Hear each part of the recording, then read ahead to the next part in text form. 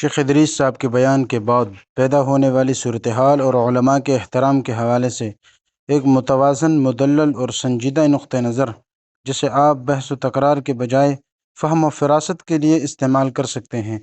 موجودہ دور میں سوشل میڈیا کے بے جا استعمال نے اختلاف رائے کو دشمنی اور بدتمیزی میں بدل دیا ہے۔ کسی بھی عالم دین کی رائے سے اختلاف کرنا یہ ہر شخص کا حق ہے، لیکن ان کی تضحیق کرنا یا ان کی تصاویر بگاڑنا اخلاقی اور شرعی حدود سے تجاوز ہے۔ اسلام میں علماء کو انبیاء کا وارث قرار دیا گیا ہے۔ ان کا احترام اور ان کی ذات کے لیے نہیں بلکہ اس علم کے لیے ہے جو وہ سینے میں چھپائے ہوئے ہیں۔ اگر آپ کو شیخ ادریس صاحب یا کسی بھی عالم کی سیاسی رائے سے اتفاق نہیں ہے تو اس کا جواب دلیل سے دیا جانا چاہیے۔ کسی کی شکل بگاڑنا یا گالم گلوچ کرنا نہ صرف گناہ ہے بلکہ یہ آپ کے اپنے موقف کو بھی کمزور کر دیتا ہے۔ بدتمیزی ہمیشہ دلیل کی کمی کا نتیجہ ہوا کرتی ہے۔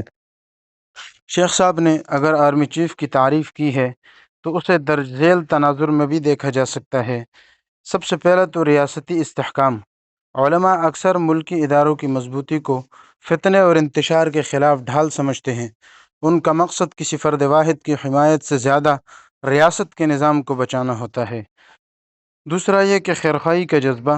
دین ہمیں سکھاتا ہے کہ حاکم وقت کے لیے ہدایت اور خیر کی دعا کی جائے۔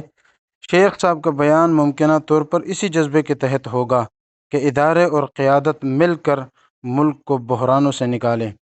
تیسری بات اجتہادی رائے۔ یہ ان کے اپنی بصیرت اور مشاہدہ ہے۔ ایک عالم اپنی سمجھ کے مطابق ملک و ملت کے حق میں جو بہتر سمجھتا ہے وہ بیان کرتا ہے۔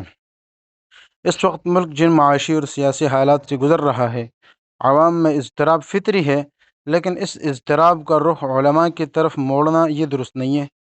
فوج اور دیگر ادارے ملک کی سلامتی کے ضامن ہے۔ ان کی قیادت پر تنقید اگر اصلاح کے لیے ہو تو ٹھیک ہے، لیکن اسے نفرت کا ذریعہ بنانا یہ دشمن کے ایجنڈے کو تقویت دیتا ہے۔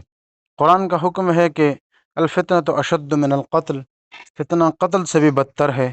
علماء کا بنیادی کام لوگوں کو جوڑنا اور امن کی تلقین کرنا ہے، اس لیے وہ ایسی گفتگو کرتے ہیں جس سے تصادم کی کیفیت پیدا نہ ہو۔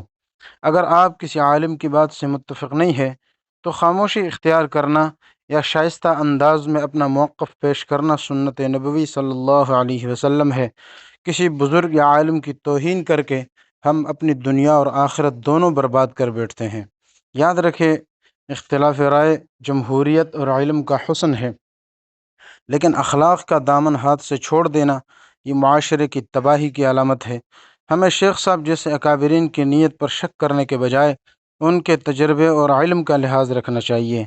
لوگوں کو یہ سمجھانے کی ضرورت ہے کہ سیاسی نظریات بدلتے رہتے ہیں، لیکن ادب وہ سرمایہ ہے جو کھو جائے تو انسان کے پاس کچھ نہیں بچتا۔ شیخ ادریس صاحب کی بات کو ملکی مفاد اور خیرخواہی کے تناظر میں دیکھنا ہی مثبت طرز فکر ہے۔ اللہ سبحانہ و تعالی ہمیں ہر طرح کے فتنوں سے محفوظ فرمائے، آمین۔